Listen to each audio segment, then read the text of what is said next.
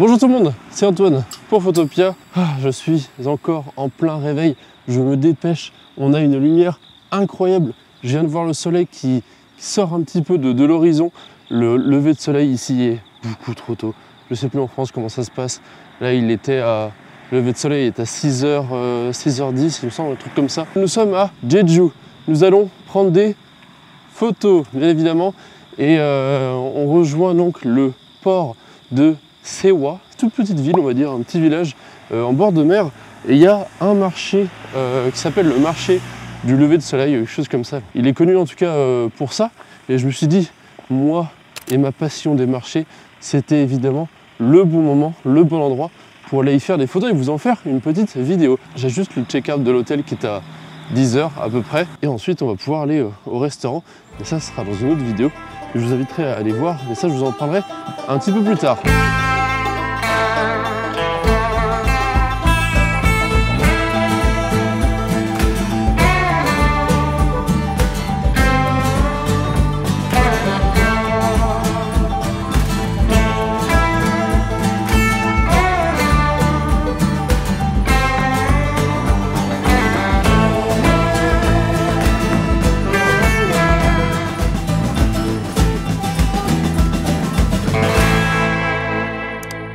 Vous pouvez voir, les lumières sont absolument incroyables et comme je peux le voir surtout, il n'y a absolument personne au marché. Génial, et on va pouvoir faire d'autres photos je pense.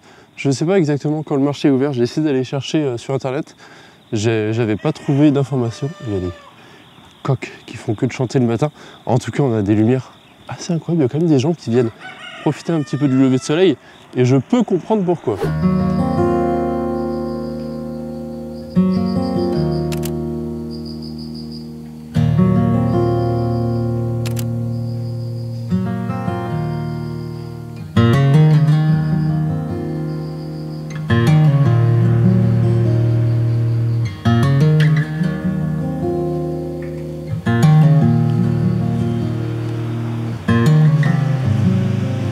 Qui est-ce qui s'est levé à 5h30 pour voir un marché qui ne marche pas au final? Ça fait partie des risques bien évidemment. J'ai regardé un petit peu sur internet et sur Naver. Il n'y avait aucune date d'ouverture donc je ne sais absolument pas quand c'est ouvert, etc. Traditional 5 Days Market. 5 Days, je sais pas, peut-être que c'est ouvert 5 jours sur 7. Il faut savoir aussi qu'il y a bientôt la fête Chuseok, qui est une des grandes fêtes nationales, des grandes vacances nationales on va dire, du pays. Et puis je vais peut-être aller y faire aussi quelques photos à l'argentique, parce que maintenant que j'ai l'appareil, pourquoi pas, écoutez. Il y a quand même des belles lumières au bord de l'eau. On a le... Oh, j'avais pas vu, il y a GS25, mais vous avez les petites chaises. Je pense qu'on va aller s'y poser pour aller déguster notre petit déjeuner, on va dire.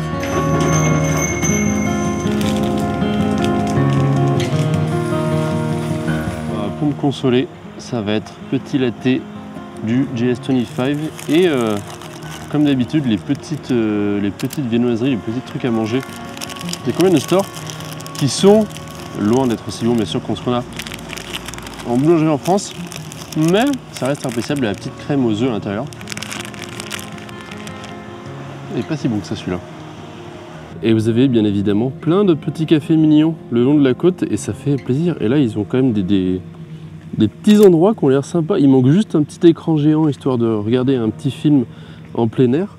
Mais vous avez plein de petites scènes comme ça, de petits lieux. Oh d'ailleurs ça ferait une jolie photo là. Ah oui, j'aurais fait une photo. On va aller un peu plus dans les terres, voir si on peut trouver quelque chose. À part des jolis cafés bien placés, c'est très très calme. De la ville au café, hein. Il y a plein de jolis cafés comme ça. Je fais que de vous parler des cafés, mais quand vous venez en Corée, il faut vous attendre à tomber amoureux des cafés. C'est vraiment un passe-temps à part entière que beaucoup de gens font. Ouh là, attendez, je vais prendre une photo là-bas.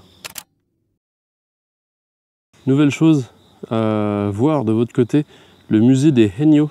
Alors moi, j'ai eu l'occasion avec Via Fresh Trip encore une fois d'aller les voir en action directement, voir ce qu'elles faisaient, de goûter même leurs produits. Si vous êtes à Jeju, je vous invite fortement à aller voir ça, parce que c'est quand même un énorme penchant de la culture coréenne, en tout cas particulièrement à Jeju. Des femmes très souvent bien âgées, on va pas se le cacher, hein, 70 ans passés, qui sont encore en pleine forme et qui vont tous les matins, même la journée, aller pêcher directement les coquillages au fond de la mer en faisant du snorkeling, donc en plongeant, en retenant sa respiration sur 6 à 10 mètres de profondeur pour aller récupérer des coquillages, environ à peu près, qui est un métier pas facile, mine de rien, parce qu'il fallait quand même être en bonne condition, mais comme disait dans certains reportages que j'ai pu voir, ça leur fait vraiment du bien, parce qu'une fois qu'elles sont dans l'eau, elles n'ont plus de problème de dos, elles n'ont plus tout ce problème lié à la gravité, le fait d'être debout, etc., qui dans l'eau est totalement apaisant. Et ce qui est assez impressionnant, c'est qu'elles gardent vraiment leur respiration un bon moment sous l'eau, ce qui est assez fou et assez impressionnant à voir une fois qu'on les voit plonger. Encore une fois, je vous inviterai à aller voir la vidéo qu'a fait Very French Trip, qui est plus qu'intéressant, avec des jolis plans de ma part. Donc voilà, si jamais ça vous intéresse, c'est un portion de la culture de Jeju qui est assez important, et vous avez le musée qui est juste derrière moi à Sewa.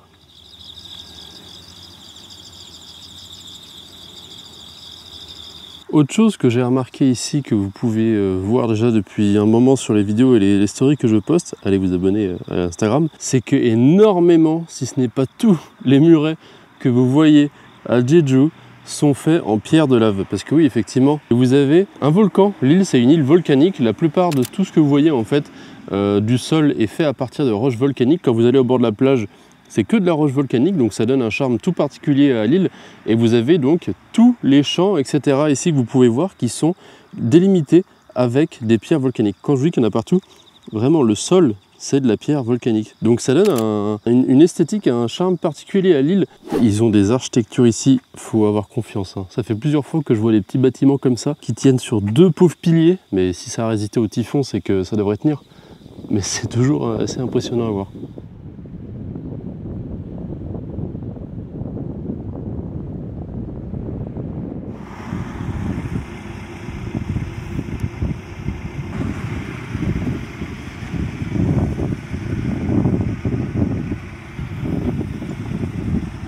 Bon, et sur la route là pour aller manger, on est au bord de la mer, et quand je me suis baladé hier pour faire mes photos, etc., j'ai remarqué qu'il y avait énormément de personnes qui allaient récupérer les algues et ensuite qui les faisaient sécher sur le sol. Je pense pas que ce soit les agneaux qui font ça, les agneaux elles font pas ça. J'imagine que c'est pour les établissements de pêche qui puissent revendre, etc. Mais je me demande dans quelle utilisation. S'il y en a qui savent, n'hésitez pas à le mettre en commentaire, je serais bien curieux de savoir ça.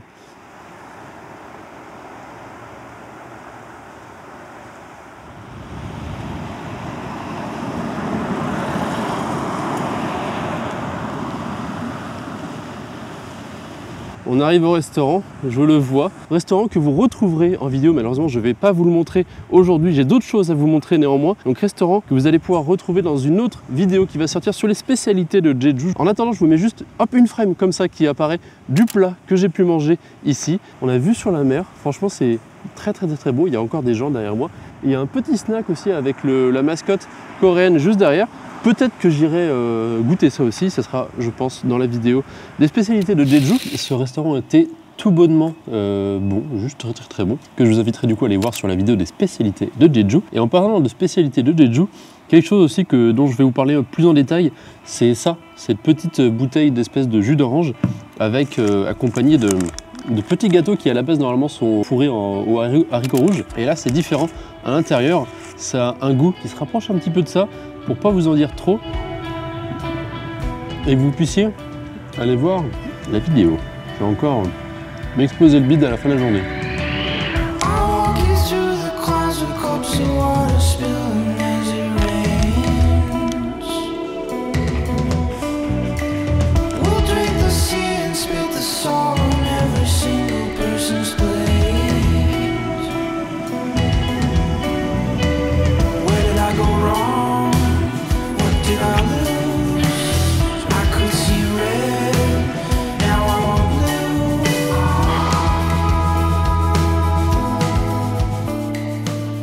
Et oui, le voilà, enfin, un des spots les plus réputés, les plus connus de Jeju.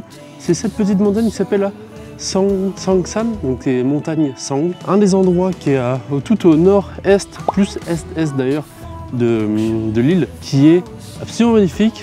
Ça m'a l'air quand même particulièrement difficile d'y monter. Je ne sais pas du tout combien de temps il faut pour y aller. Ça m'a pas l'air quand même très long. Néanmoins, c'est relativement haut. Je ne sais pas combien de mètres d'altitude, je vous le mettrai. Et donc, on va aller faire ça pour essayer de voir si c'est possible d'aller profiter un petit peu du coucher de soleil.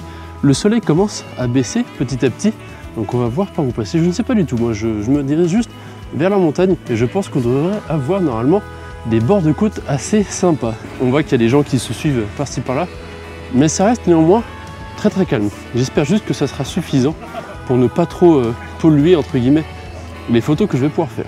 Bon, vous avez bien évidemment tous les petits stands touristiques avec les chapeaux ici, qui est un petit peu le chapeau cliché de totem, on va dire, de l'île, qui est avec la petite effigie de l'orange, la tangerine que je vous ai dit, que je vous montrerai dans la vidéo des spécialités de Jeju, avec plein de petits jeux, etc. Mais il faudra que je m'achète moi aussi de mon côté des vraies oranges pour que je puisse en goûter. En tout cas, c'est du frais qu'ils ont ici et ça donne envie d'y goûter.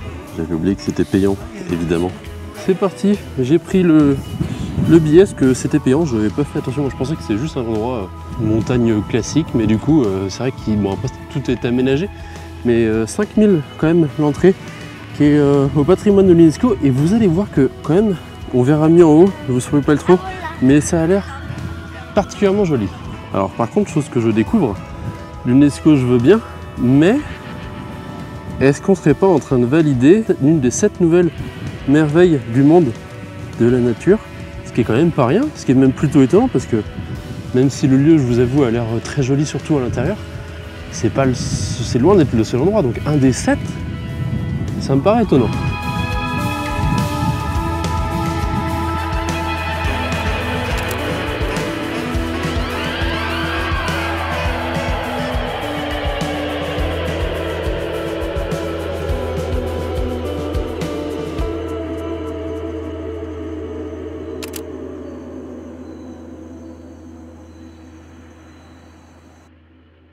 J'ai entendu les gens passer là, on est à peu près à la moitié de la montée.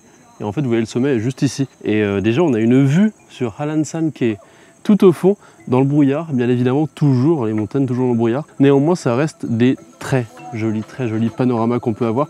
On a aussi, là vous ne verrez pas je pense, mais toutes les éoliennes en fond. Il y a un petit peu trop de luminosité, vous allez peut-être pouvoir les apercevoir si je zoome. Mais le panorama est quand même d'une tranquillité. Ça ferait un joli petit noir et blanc ici d'ailleurs, je pense. Je vais en prendre encore 2-3 comme ça et après let's go, on arrive en haut et on va pouvoir prendre son temps pour prendre les photos. Le soleil est encore haut.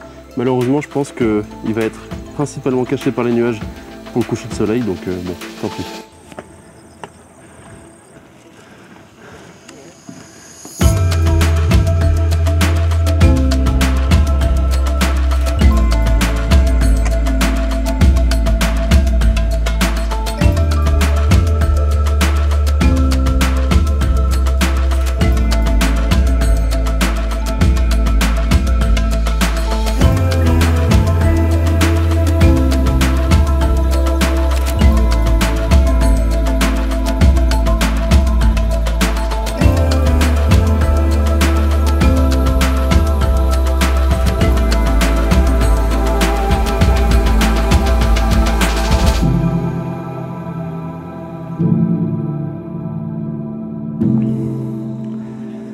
Et ben voilà, on est arrivé.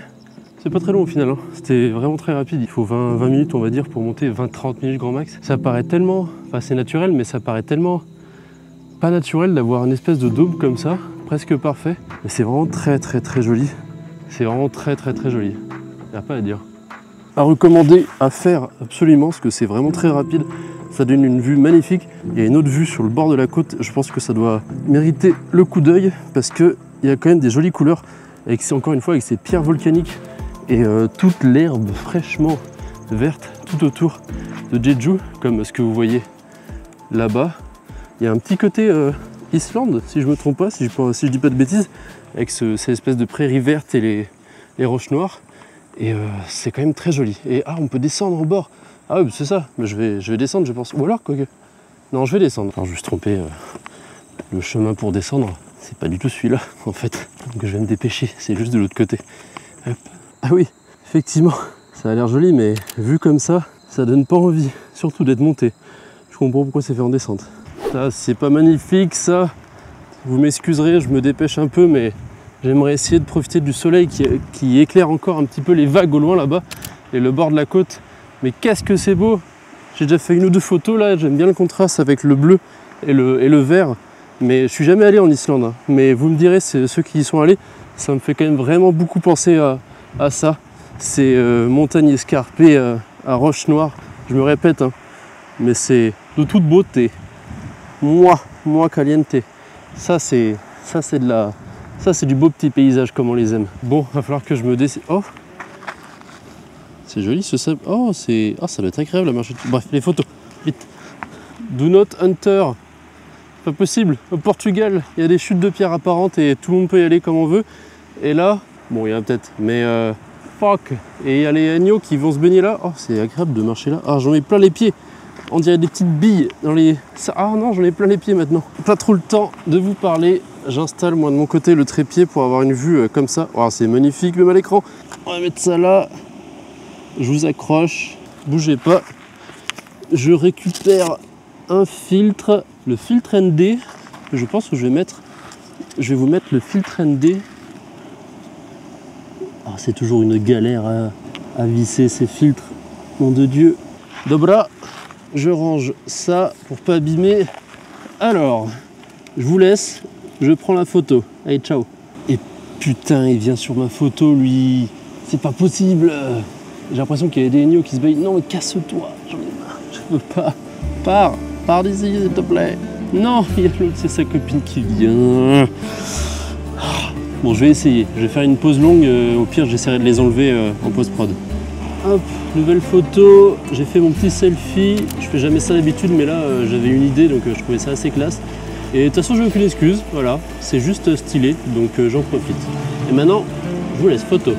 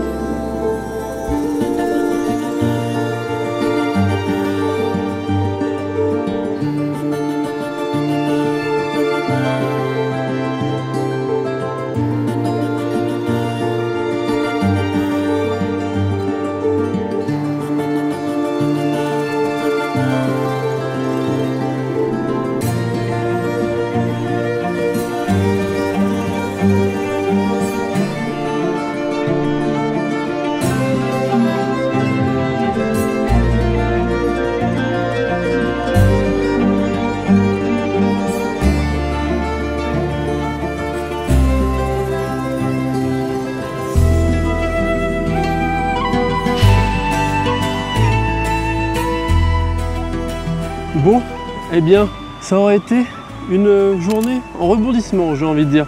Après la petite déception de ce matin, du fait que je n'ai pas pu voir le marché en œuvre, en plus il y avait une lumière de fou, ça aurait été... J'aurais pu avoir des images de fou. Enfin, les marchés, vous savez, c'est ma petite passion. Et à chaque fois que j'y vais, j'arrive toujours à en tirer des portraits, des mises en scène de la vie locale, on va dire, à l'ancienne, coréenne. En tout cas, je vais vous dire au revoir maintenant avec ces belles lumières. Il y a encore quelques rayons de soleil qui passent et qui éclairent les nuages, avec la lune qui nous éclaire derrière nous. Je vais profiter un petit peu de la lumière qui nous vient du ciel avant qu'il se couche. Il y a aussi Halansan qu'on voit tout au fond là-bas, qu'un jour peut-être j'irai monter. J'espère vous revoir très bientôt. Vous savez, c'est tous les mardis, chaque semaine une nouvelle vidéo. Et moi je vous dis à la semaine prochaine, c'était Antoine pour Photopia.